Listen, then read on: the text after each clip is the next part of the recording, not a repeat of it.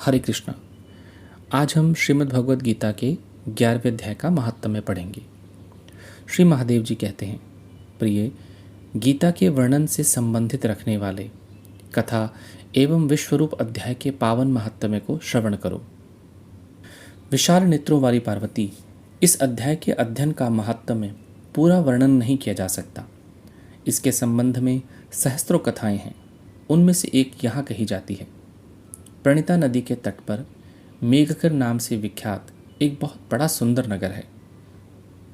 उसके प्राकार और गोपुर बहुत ऊंचे हैं। वहाँ बड़ी बड़ी विश्राम शिलाएं हैं जिनमें सोने के खंभे शोभा दे रहे हैं। उस नगर में श्रीमान, सुखी, शांत, सदाचारी तथा जितेंद्रिय मनुष्यों का निवास है। वहाँ हाथ में शार्ंग धनुष धारण करने वाले जगदीश्वर भगवान विष्णु विराजमान हैं। वे परब्रह्म के साकार स्वरूप हैं। संसार के नेत्रों को जीवन प्रदान करने वाले हैं। उनका गौरवपूर्ण विग्रह भगवती लक्ष्मी के नेत्र कमलों द्वारा पूजित होता रहता है। भगवान की वह झांकी वामन अवतार की है। मेघ के समान उनका श्याम वर्ण तथा कोमल आकृति है।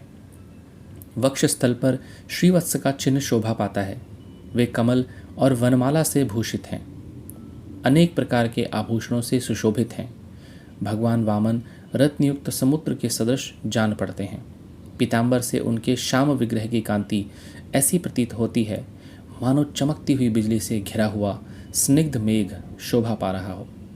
उन भगवान वामन का दर्शन करके जीव जन्म एवं संसार के बंधन से मुक्त हो जाता है। उस नगर में मेखला नामक महान तीर्थ है, जिसमें स्नान करके मनुष्य शाश्वत वैकुंठ धाम को प्राप्त होता है। वहाँ जगत के स्वामी, करुणा के सागर भगवान नरसिंह का दर्शन करने से मनुष्य 7 जन्मों के किए हुए घोर पाप से छुटकारा पा जाता है। जो मनुष्य मेखला में श्री गणेश जी का दर्शन करता है, वह सदा दुस्तर विघ्नों को भी पार कर जाता है। उसी मेघकर नामक नगर में कोई श्रेष्ठ ब्राह्मण थे, जो ब्रह्मचर्य परायण, ममता और अहंकार से रहित, वेद शास्त्रों में प्रवीण, जितेंद्रिय तथा वासुदेव के शरणागत थे। उनका नाम सुनंद था। प्रिय, वे शार्ंग धनुष धारण करने वाले भगवान के पास गीता के 11वें अध्याय विश्वरूप दर्शन योग का पाठ किया करते थे। उस अध्याय के प्रभाव से उन्हें ब्रह्म ज्ञान की प्राप्ति हो गई थी। परमानंद संदोह से पूर्ण उत्तम ज्ञानमयी समाधि के द्वारा इंद्रियों के अंतर्मुख हो जाने के कारण वे निश्चल स्थिति को प्राप्त हो गए थे और सदा जीवन मुक्त योगी की स्थिति में रहते थे। एक समय जब वे बृहस्पति सिंह राशि पर स्थित थे, महायोगी सुनंद ने गोदावरी तीर्थ की यात्रा आरंभ की। वे क्रमशः विरज तीर्थ, तारा तीर्थ, कपिला संगम, अष्ट तीर्थ, कपिल द्वार, नरसिंह वन, अंबिकापुरी तथा करस्थानपुर आदि क्षेत्रों में स्नान और दर्शन करते हुए विवाह मंडप नामक नगर में आए। वहाँ उन्होंने प्रत्येक घर में जाकर अपने ठहरने के लिए स्थान मांगा, परंतु कहीं भी उन्हें स्थान नहीं मिला। अंत में गांव के मुखिया ने उन्हें एक बहुत बड़ी धर्मशाला दिखा दी।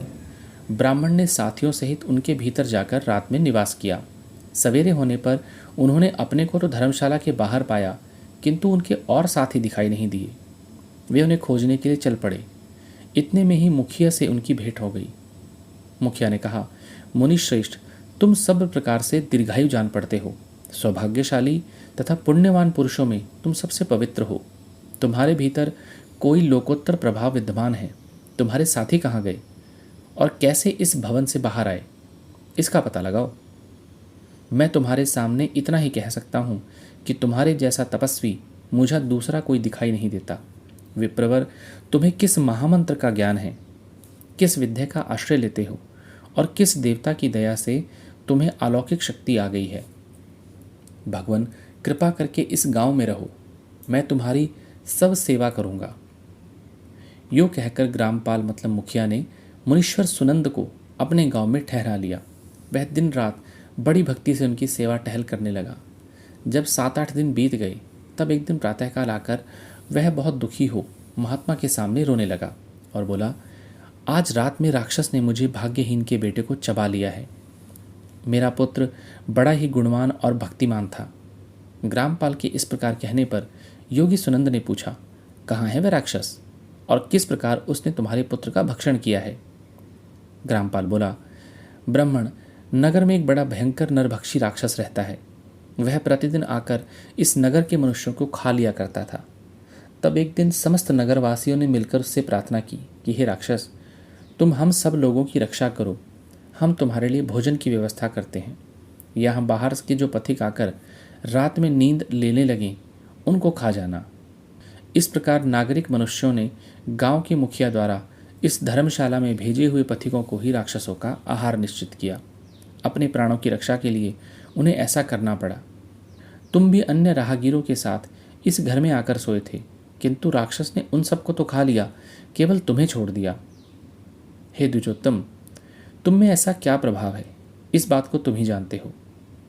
इस समय मेरे पुत्र का एक मित्र आया था, किंतु मैं उसे पहचान न सका। वह मेरे पुत्र को बहुत ही प्रिय था, किंतु अन्य राहगीरों के साथ उसे भी मैंने धर्मशाला में भेज दिया।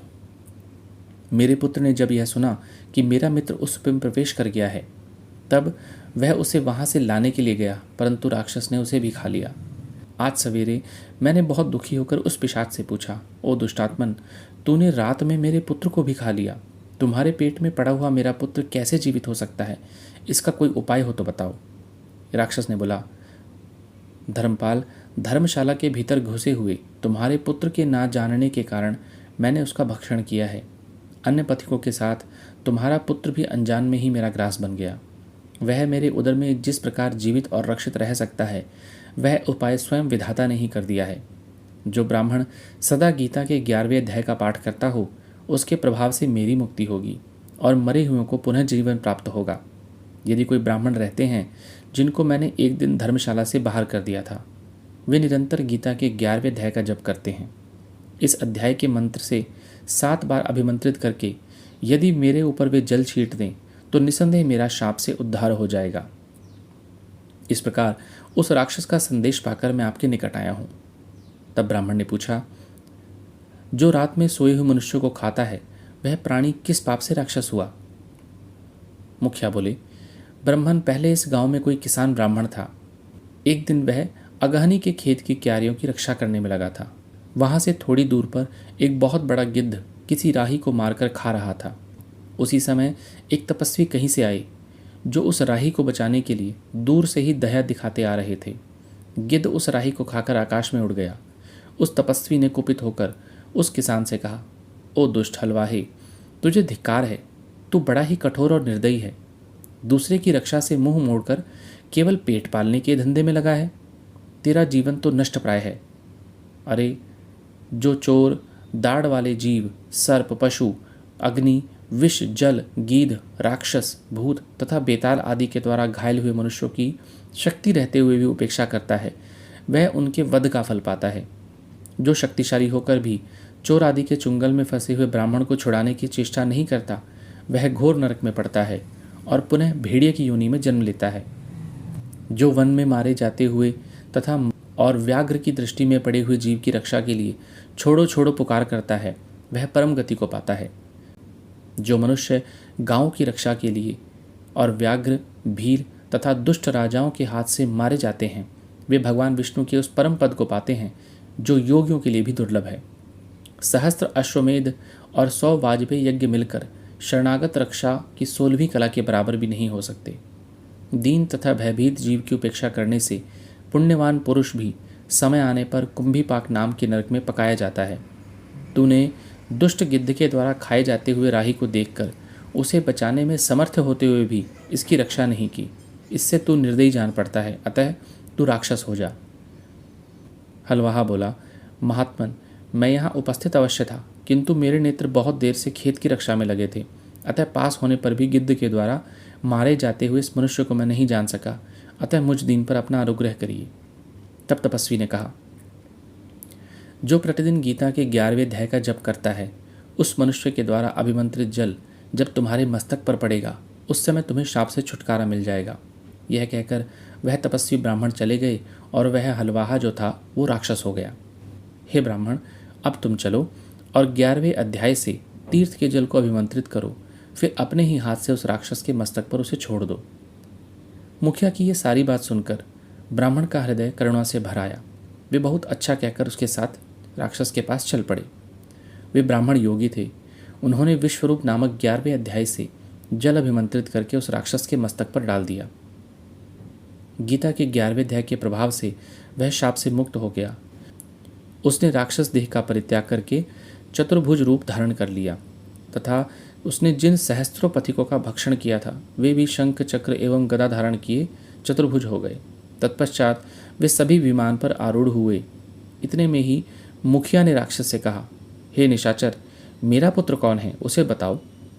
उसके यूँ कहने पर दिव्य बुद्धि वाले राक्षस ने कहा, ये जो तमाल के समान श्याम, 4 भुजाधारी, माणिक्यमय मुकुट से सुशोभित तथा दिव्य मणियों से बने हुए कुंडलों से अलंकृत है, हार पहनने के कारण जिनके कंधे मनोहर प्रतीत हो रहे हैं, जो सोने के भुजबंदों से विभूषित कमल के समान नेत्रों वाले हैं, हाथ में कमल लिए हुए हैं और दिव्य विमान पर बैठकर देवत्व को प्राप्त हो चुके हैं, इन्हीं को अपना पुत्र समझो।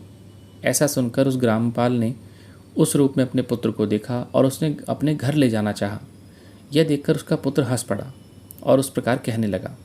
पुत्र ने बोला, मुखिया जी, कई बार तुम भी मेरे पुत्र हो चुके हो। पहले मैं तुम्हारा पुत्र था, किंतु अब देवता हो गया हूँ। इन ब्राह्मण देवता के प्रसाद से वैकुंठ को जाऊँगा। देखो, यह निशाचर भी चतुर्भुज रूप को प्राप्त हो गया। 11वें अध्याय के महात्म्य से ये सब लोगों के साथ श्री विष्णु के धाम को जा रहा है। अतः तुम इन ब्राह्मण से गीता के 11वें अध्याय का अध्ययन करो और नित्य उसका जप करते रहना। इसमें संदेह नहीं कि तुम्हारी भी ऐसी ही उत्तम गति होगी। हे तात, मनुष्यों के लिए साधु पुरुषों का संग सर्वथा दुर्लभ है, वह भी इस समय तुम्हें प्राप्त है। अतः अपना अभिष्ट सिद्ध करो। धन, भोग, दान, तप, यज्ञ और पूर्व कर्मों से क्या लेना है। विश्वरूप अध्याय के पाठ से ही परम कल्याण की प्राप्ति हो जाती है। पूर्णानंद संदोह स्वरूप श्री कृष्ण नामक ब्रह्म के मुख से कुरुक्षेत्र में अपने मित्र अर्जुन के प्रति जो अमृतमय उपदेश निकला था, वह श्री विष्णु का परम तात्विक रूप है। तुम उसी का चिंतन करो। वह मोक्ष के लिए प्रसिद्ध रसायन है। संसार भय से डरे हुए मनुष्यों की आदि व्याधि का विनाशक तथा अनेक जन्मों के दुखों का नाश करने वाला है। मैं उसके सिवा दूसरे किसी ऐसे साधन को नहीं देखता, अतः उसका अभ्यास करो, श्री महादेव जी ने कहा। ऐसा कहकर वह सबके साथ श्री विष्णु के परमधाम को चला गया। तब मुखिया ने ब्राह्मण के मुख से उस अध्याय को पढ़ा। फिर वे दोनों ही इसके महात्म्य से विष्णु धाम को प्राप्त हो गए। हे पार्वती, इस प्रकार तुम्हें 11वें अध्याय की महात्म्य की कथा सुनाई है, जिसके श्रवण मात्र से महान पातकों का नाश हो जाता है। 11वें अध्याय का महात्म्य संपूर्ण हुआ। हरे कृष्ण।